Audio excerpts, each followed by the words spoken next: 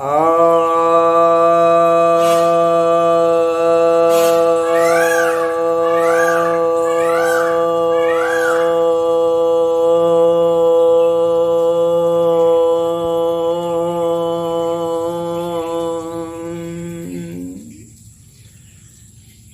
भक्तजनों को सप्रेम नमन। भक्तों, आज मैं आपको हिस्टीरिया का योगोपचार बतलाने जा रहा हूँ।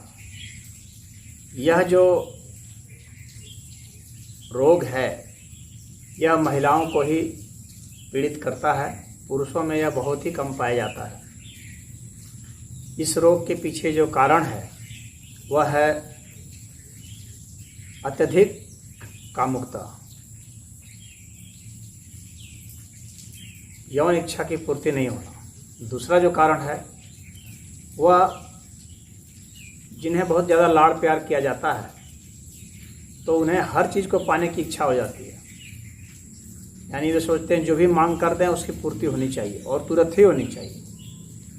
और वह जब पूर्ति नहीं होती है तो उनमें गर्मी चढ़ जाती है और फिर उन्हें दौरे पड़ने लगते हैं। इस रोग में दौरे पड़ते हैं। यह एक मानसिक रोग है और भावनात्मक रोग है।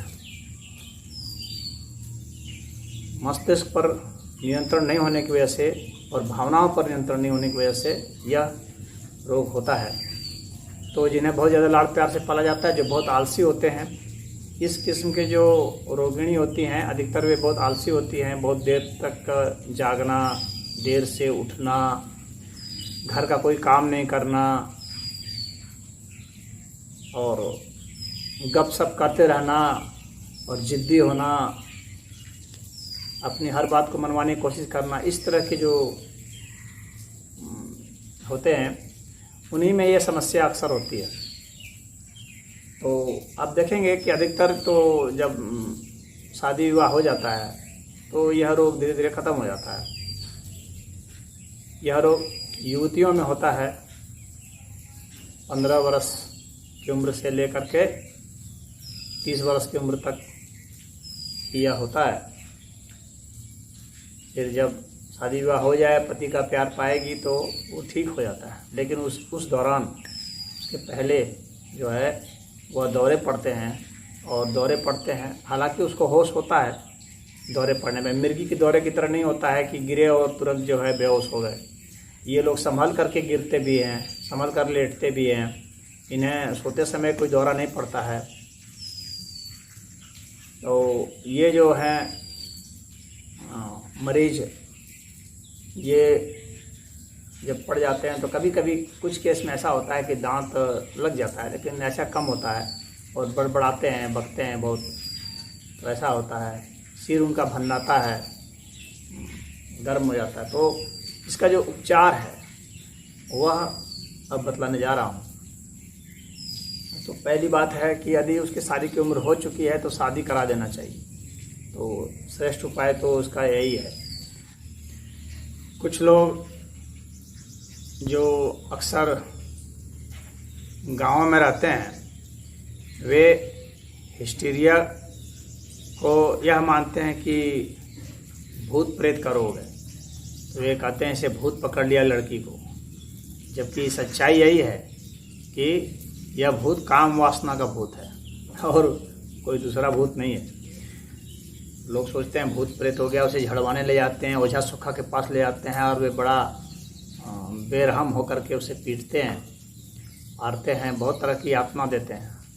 तो यह उपचार करने की विधि नहीं है। यह रोग हिस्टीरिया है। ये सेक्स की इच्छा पूरी नहीं होने से, उन्माद बढ़ जाने से, ये गर्मी माथे तक आ जाने से ऐसा होता है। इस बात को गार्जियन को अच्छा से समझ लेना चाहिए। इसमें कोई लाज शर्म की कोई ऐसी बात नहीं है। और इसका उपचार जैसे मैं बता रहा हूँ आप करेंगे तो निश्चित ही ठीक हो जाएंगे। भूत प्रेत के चक्कर में बिल्कुल भी नहीं पड़े। अधिकतर लोग पड़ जाते हैं, कोई कहाँ ओझा के पास ले जा रहा है, कोई मज़ार में ले जा रहा है, कोई कहाँ ले जा रहा है। ये सब सही नहीं है और उसमें लड़की को बहुत क्षति होने की बहुत ज़्यादा संभावना होती है। कोई दुर्व्यवहार भी कर सकता है, उसके साथ यौन संबंध तक भी बना लेते हैं कुछ लोग, क्योंकि यौन संबंध बनाने से यह रोग दूर होता है। तो यौन संबंध बना करके जो है इस रोग को दूर करने की चेष्टा भी हो जाती है, तो यह सही नहीं है। यौन संबंध बनाने का अधिकार तो भाई लड़की की इच्छा जो होती है, वैवाहिक जीवन उसका नष्ट हो जाएगा ऐसे करने से। तो इस बात का ध्यान रखना चाहिए और यह गार्जियन के ऊपर जिम्मेवारी है कि वे अपने यहाँ की जो लड़की है जिसे यह रोग हुआ है उसे वे कहाँ ले जाएंगे। परंतु ऐसी जगहों पर इस तरह के बहुत सारे खेला होते हैं, कुकर्म होते हैं। तो सदैव यह ध्यान रखिए, इसलिए मैंने यह वीडियो बनाया है ताकि आप लोगों को इससे संबंधित जो बातें हैं वह अवगत करा सकूं और जो भ्रम है उसे भी दूर किया जाना चाहिए। भूत प्रेत जैसी कोई बात नहीं है, यह महज जो है ये सेक्स का, और काफ़ी जो जिद्दी बच्चियां होती हैं जिनकी हर इच्छा पूरी की जाती है, उनकी इच्छा पूरी नहीं होने से यह होता है। तो अगर विवाह हो जाने के बाद भी अगर यह रोग हो रहा है तो फिर इसका मतलब है कि उसकी जो यौन इच्छा जो पूरी नहीं हो रही है या पूरी हो रही है, तो फिर जो जिद की जो इच्छा थी कि कोई सामान चाहिए या कोई चीज़ चाहिए या किसी से कोई वार्तालाप करना या कोई भी मन माफिक जैसा वो जीना चाहती है, उसको जब नहीं मिलता है, उतनी आज़ादी नहीं मिलती है, तब फिर यह रोग भी होने लगता है। तो इसलिए जब बच्चियों को पालते हैं, परवरिश करते हैं, तो इतना भी लाड़ दुलार नहीं देना चाहिए कि वैसा हो जाए कि परवरिश में यह दिक्कत हो जाए। यह ध्यान रखने की बात होगी। तो आप लोग इस चीज़ को समझें, परवरिश करते समय इसका भी ध्यान रखें। अत्यधिक लाड़ दुलार भी जो है हम लोगों के लिए नुकसानदायक ही होता है। तो अब जो है आगे मैं सब बताता हूँ, उसको आप सब अच्छा से ध्यान से सुनिए और उसके हिसाब से ही आप व्यवहार कीजिए। ऐसे मरीजों को गर्म खाना नहीं खिलाना चाहिए, यानी गर्म मसाले वाले भोजन नहीं होने चाहिए, जिससे अत्यधिक ऊर्जा मिलती है। उस तरह के भोजन नहीं होने चाहिए। गरिष्ठ भोजन नहीं होना चाहिए, जैसे खोआ खा रहे हैं, खूब दूध पी रहे हैं, पनीर ले रहे हैं या मांस मछली अंडा खा रहे हैं। ऐसे में यह और बढ़ जाता है, बल्कि ऐसे लोगों को ही ज़्यादा होता भी है जो इस तरह से गर्म गर्म चीज़ों को खाते हैं। तो इन्हें बहुत शाकाहारी भोजन देना चाहिए, फल वगैरह देना चाहिए, सलाद देने चाहिए और हरी सब्जियां हैं, ये सब खाएं। तो यह रोग नियंत्रित रहेगा उनका। और तत्काल यदि हो जाता है तो आप क्या करेंगे? तो इसका बहुत सिंपल इलाज है, मैंने बहुतों का इलाज किया है और 100% गारंटी है कि यह ठीक हो जाता है। तो करना क्या, लेकिन अस्थायी ठीक नहीं होगा, परंतु उस समय तुरंत ठीक हो जाएगा। तो करना क्या है कि जिस भी मरीजा को यह हुआ है उसको आप स्नान कराइए और 30-40 बाल्टी पानी से नहा लाइए। धीमे धीमे पानी गिराते रहिए तब तक जब तक कि वह कांपने न लग जाए। जब कांपने लग जाए तो उसे छोड़ दीजिए। उस जो गर्मी जो सर पर चढ़ी थी वो अब उतर गई, नीचे आ गई। अब वो है मूलाधार चक्र पर वापस पहुंच गई, जो सहस्त्रार तक पहुंच गई थी, अब वो वहां तक पहुंच गई। तो यह ध्यान रखिएगा कि ठंडे पानी से, बहुत ज़्यादा ठंडा पानी, कुछ लोग सोचे कि बर्फ़ का ही पानी क्यों न डाल दें, एक ठंडा हो जाए, तो ऐसा नहीं करना है, क्योंकि कफ जम जाएगा सर में और यहाँ नसों में, तो बहुत दिक्कत हो जाएगी। आप सादा पानी से ही इसको नहलाते रहिए, बहुत मामूली सा ठंडा हो सकता है, उसी से आप नहलाते रहें, धीरे धीरे धीरे धीरे वो ठंडा हो जाएगी। उससे क्या है, साइड इफ़ेक्ट नहीं होगा। अन्यथा एकाएक शरीर गर्म है, यहाँ गर्मी चढ़ी हुई है और एकाएक गर्म ठंडा पानी डाल देंगे आप तो कफ जम जाएगा। ये ध्यान रखने की बात है। तो इससे जो है तुरंत ही उपचार हो जाता है। अब इसके उपचार के लिए जो मैंने वो क्या खिलाना है वो मैंने आपको बता दिया। इसके अलावा आपको जो औषधि है वह भी बता देता हूँ, जिसका आप इसमें आप प्रयोग कर सकते हैं। ब्राह्मी, शंखपुष्पी, गोखरू और अर्जुन की छाल ले लेंगे, गुलाब का फूल ले लेंगे और कमल का फूल ले लेंगे। आप बेली का फूल भी ले लेंगे अगर मिल जाए तो, चंदन ले लेंगे और खस ले लेंगे। इनको आप बराबर मात्रा में ले लें और इसमें मिश्री मिला दें। जितनी मात्रा में ये उतनी ही मात्रा में मिश्री मिला दें। इनको ले करके आपको क्या करना है, इसको छाया में सुखा करके पहले साफ कर लेंगे, फिर छाया सुखा देंगे और सुखाने के बाद इसका पाउडर बना देंगे। पाउडर में इसे मिला देंगे और तब इसे सेवन कराएंगे मिश्री के साथ। इसमें जो है आप एक काम और करेंगे कि जो मरीजा है यदि वह खाने को इच्छुक हो तो घृत कुमारी का एक एक चम्मच उसे सुबह दोपहर शाम खिलाएं तो बहुत तुरंत ही फायदा होगा। और घृत कुमारी का जो गुदा है उसको जब भी उसको दिक्कत होती है तो आप उसके गुदा को यहाँ रख सकते हैं।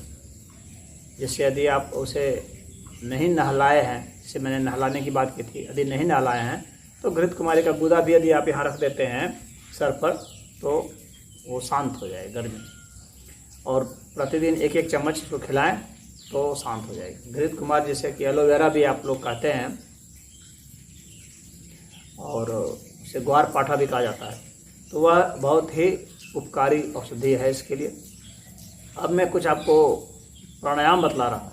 प्राणायाम इसमें काफ़ी लाभकारी है। कौन कौन से प्राणायाम करना है, तो पहला प्राणायाम करना है अनुलोम विलोम।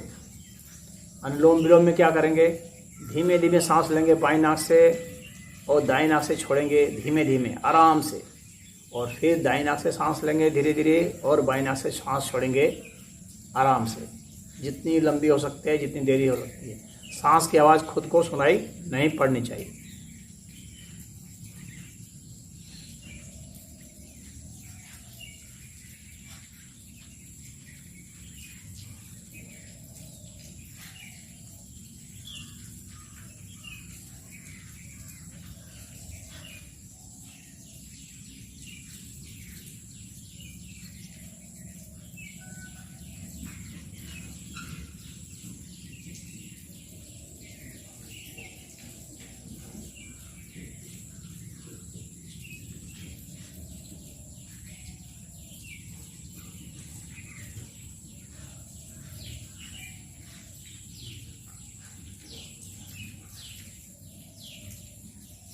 आपने देखा सांस की आवाज़ खुद को भी सुनाई नहीं पड़नी चाहिए। इधर से बाएं से सांस लिए, दाएं से छोड़े, दाएं से लिए, बाएं से छोड़े, ऐसा 108 बार करना है।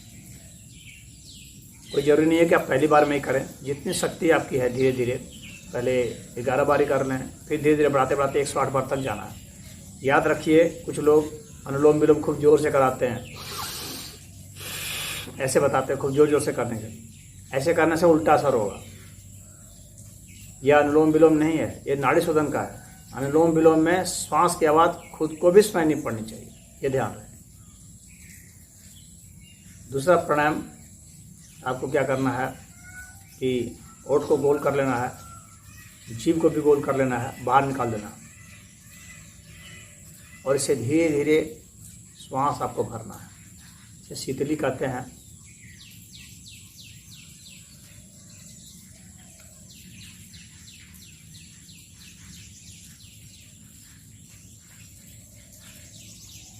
नाक से छोड़ेंगे, धीरे धीरे लेंगे और धीरे धीरे ही छोड़ेंगे।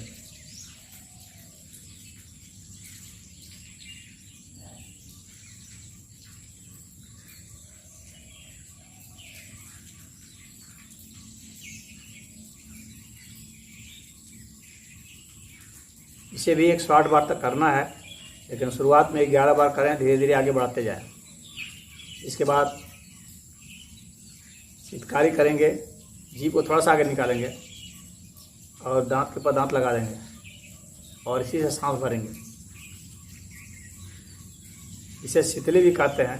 अगर हम जोर से खींचते हैं तो वो सितकारी हो जाता है। अगर धीरे धीरे करेंगे, सितली की एक वैरायटी है यह। अगर जोर से खींचते हैं, आवाज़ आती है तो सितकारी हो जाएगी। अगर आवाज़ नहीं आएगी तो ये सितली होगी। आप दोनों तरीके से कर सकते हैं। इनकी एक और वैरायटी है कि जीभ को हम पीछे पलट लेते हैं, जैसे खेचरी मुद्रा होती है ऐसे। अब मुंह से सांस भरते हैं।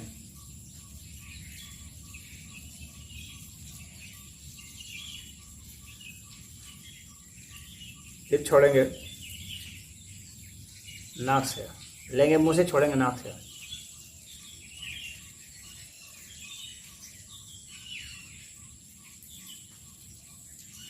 इसे भी आप 11 बार करके धीरे धीरे 108 बार तक ले जा सकते हैं। इसके बाद है भ्रामरी प्राणायाम। सांस को भरेंगे और नाक से गुनगुनाते हुए इसे छोड़ेंगे। नाक से गुनगुनाएंगे, खुद ब खुद छूट जाएगी।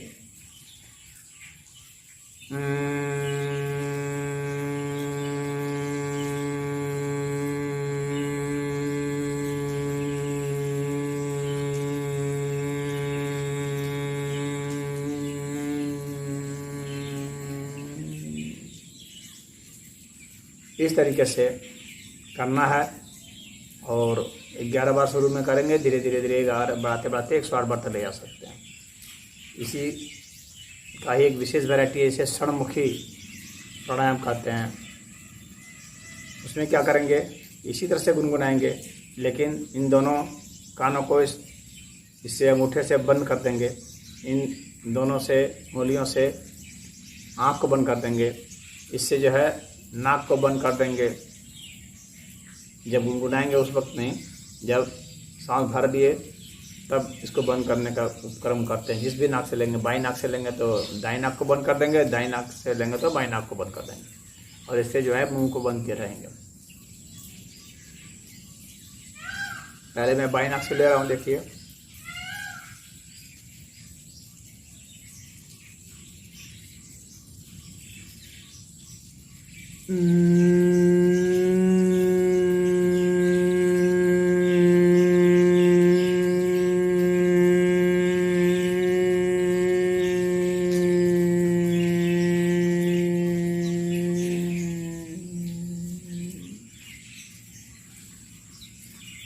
अब इसी क्रिया को मैं दाईं नाक से भी करके दिखा रहा हूँ।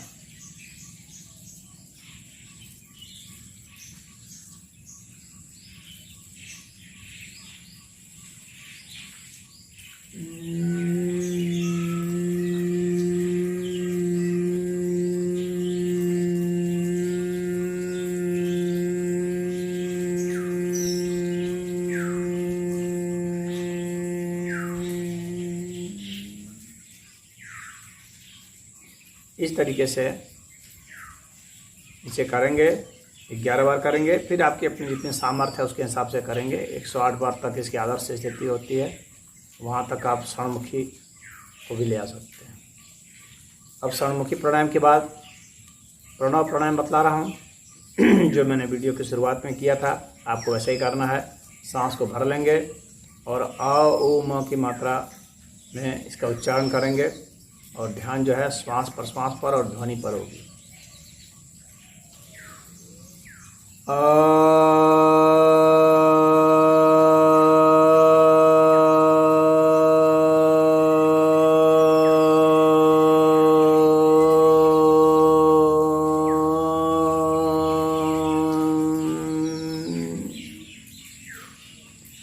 इस तरह से करते हुए 11 बार से 108 बार तक ले जाते हैं। इसके एक चरण और है जो कि इसमें ज़्यादा लाभकारी है, और वह है कि मन ही मन उच्चारण करना। अभी इसे बोल के किया था, उसी तरह से मन ही मन इसी तरह से करेंगे और आराम से बैठ करके।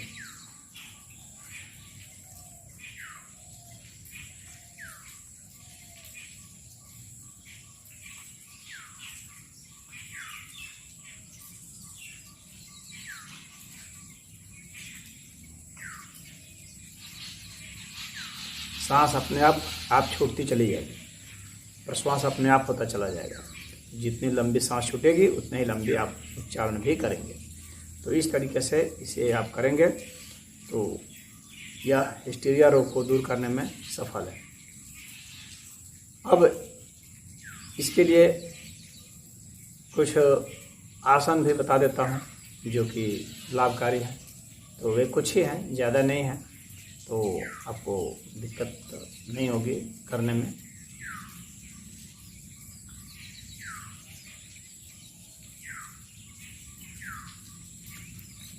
एक तो यह है कि आप इसको ब्रह्मचर्य आसन बोलते हैं। एड़ी को अपने मल द्वार पर रख देना है। दूसरा, पैर को यहाँ रख देंगे जांघ के ऊपर, जमीन को हाथों से 3 उंगलियों से पकड़ लेंगे जमीन को, फिर 2 उंगलियों पर आ जाएंगे। आप देखिए,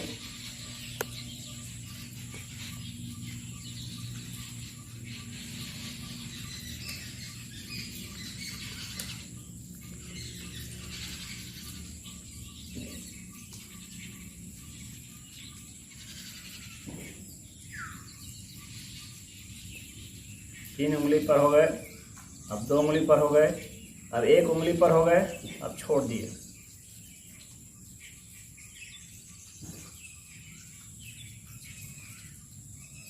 इसी क्रिया को इस पैर से भी करेंगे। पैर बदल देंगे, 3, 2, 1।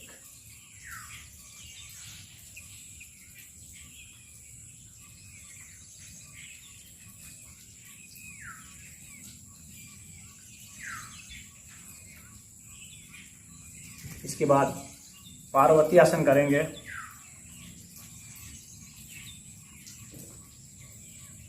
दोनों पैरों को इस तरह से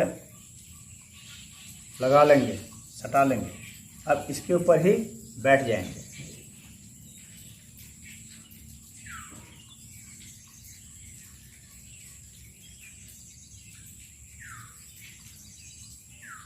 तीन मिनट तक रहना है। इसके पिछला भी जो बताया था उसमें आपको 3 मिनट तक रहने की कोशिश करनी है।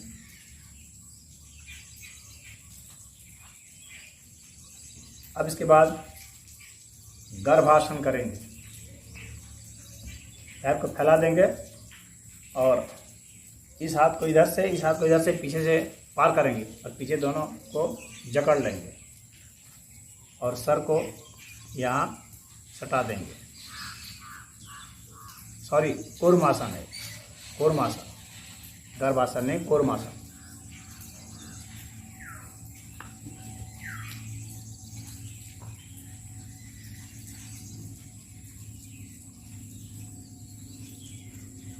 तीन मिनट तक करेंगे।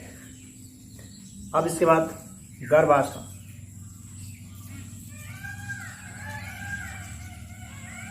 पैर को चढ़ा देंगे, हाथ को पार कर देंगे।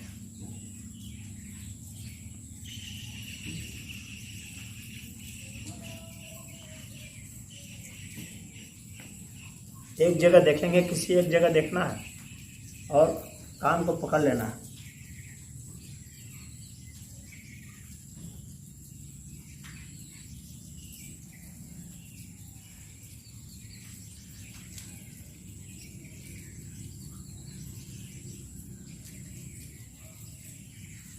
अब इसके बाद आपको जो है मैं हाथ का वो बता रहा हूँ एक्यूप्रेशर विधि। इसके लिए यहाँ कलाई जो है इसे 4 उंगल तक, ये जो एरिया है, इस एरिया में यहाँ जो नसें हैं, 3 तरह की नसें हैं यहाँ, तो आपको इनको दबाना है। यहाँ बीच में भी, साइड में भी और इस साइड में भी, तीनों तरफ आप दबाएंगे। ऐसे ऐसे अंगूठे से आप दबाएंगे जोर जोर से। दोनों हाथों में इस क्रिया को करना है 5-5 मिनट, सुबह, दोपहर, शाम 4 उंगली, हाँ, बहुत सरल है। आप इसको कीजिए।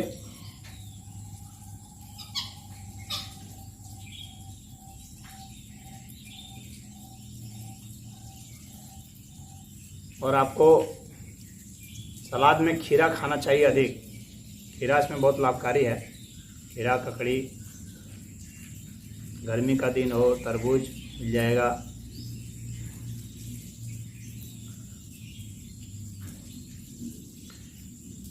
अब इसके बाद पैर में आप देख लीजिए यह हिस्सा,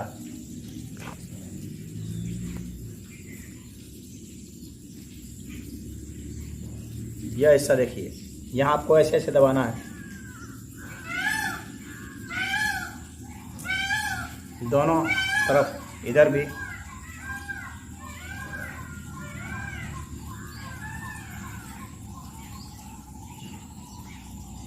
इससे आपको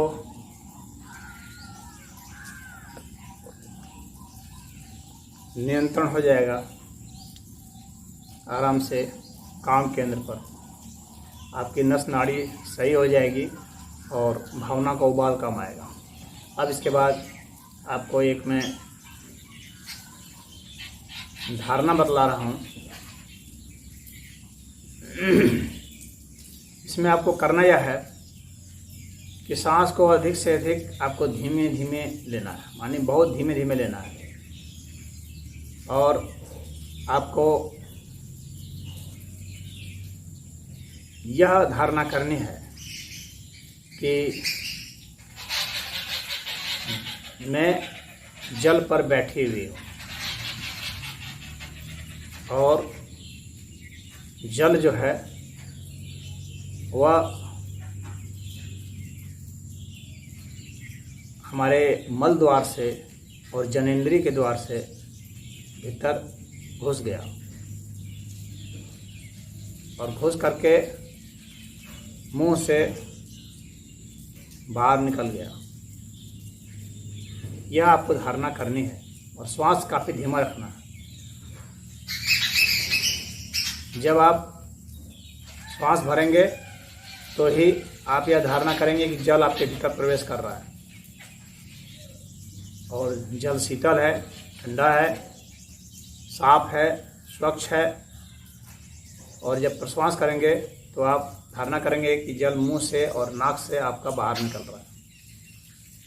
मुंह से और नाक से बाहर निकल गया जल और प्रवेश कर गया मल द्वार से और मूत्र द्वार से।